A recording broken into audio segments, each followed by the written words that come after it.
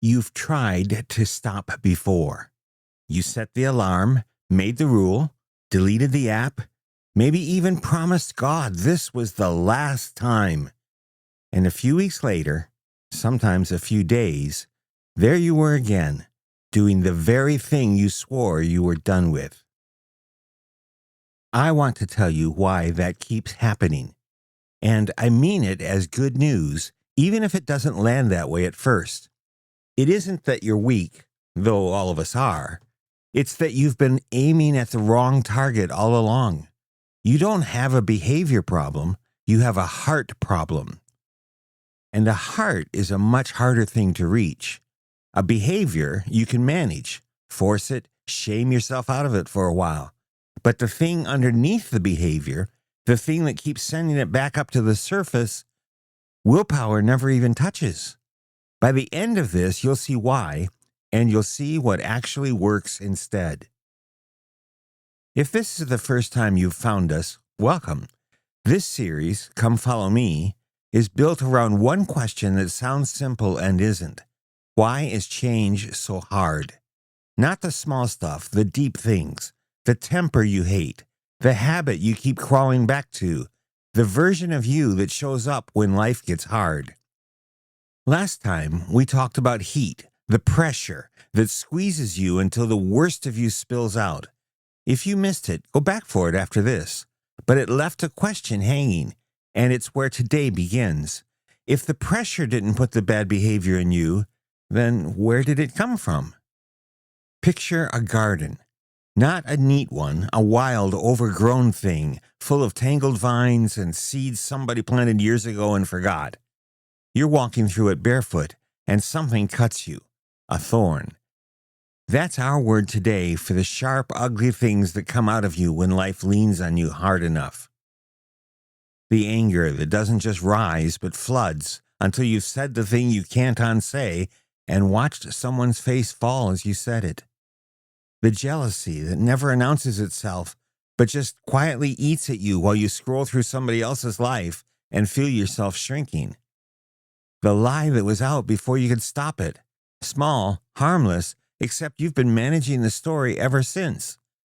The habit you've quit 100 times, always after this one last time. And when we find a thorn, we all reach for the same thing, the scissors. I'll just stop. I'll do better. I'll try harder this time. Sounds reasonable. It's also why nothing ever changes. Because you've been treating the thorn like it's the disease. It isn't. The thorn is just the part you can see, the part above the ground. The real trouble is underneath, down in the soil, where no pair of scissors will ever reach.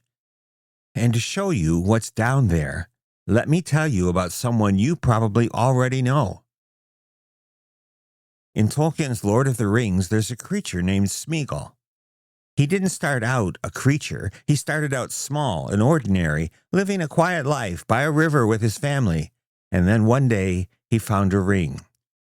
What happened to him happened slowly, the way a seed cracks open underground long before anything shows on the surface. He took the ring from his own cousin. He hid in the dark. He called it his precious.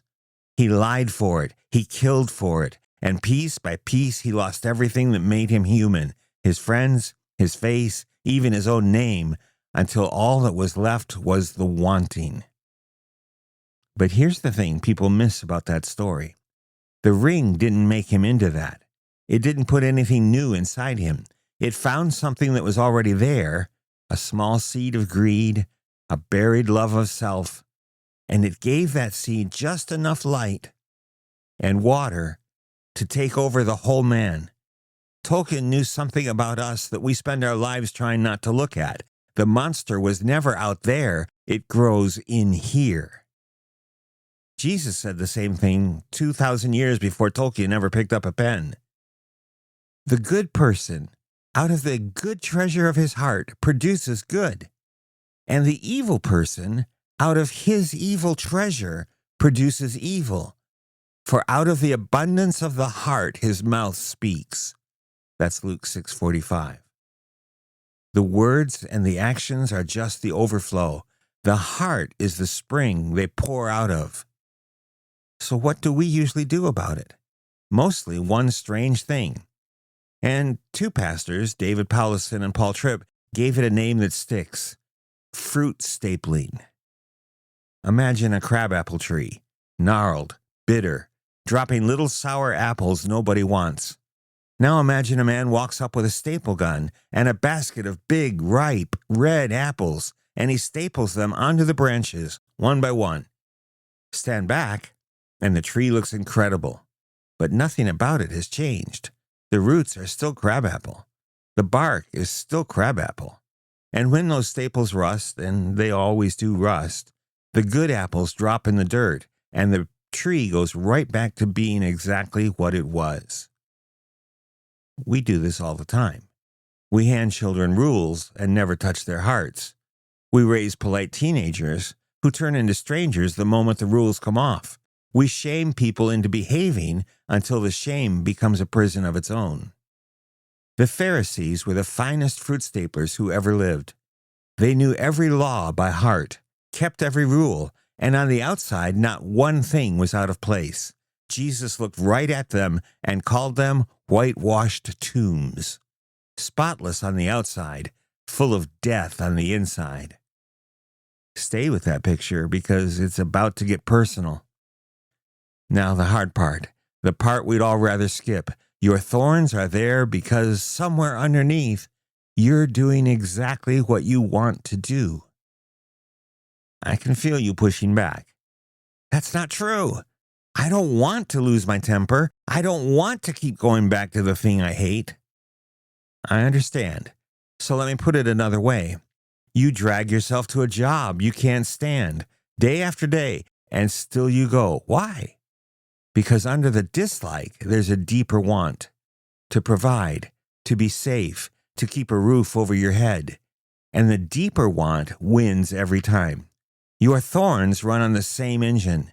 Even the behavior you hate is winning a quiet argument inside you. Whatever it gives you or spares you from matters more in that moment than stopping does. That's the root hiding under the thorn.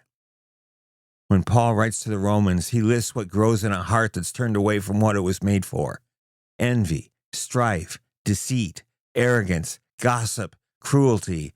He doesn't call them slip-ups or accidents. He calls them a harvest.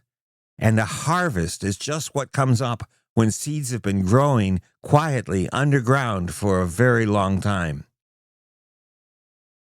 The thorn you can see is the smallest part of the whole thing. The roots go all the way down.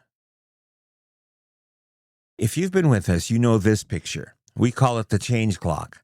A simple map so you always know where you are, one stop at a time.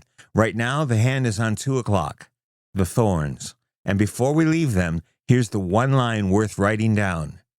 You can't fix what you won't look at.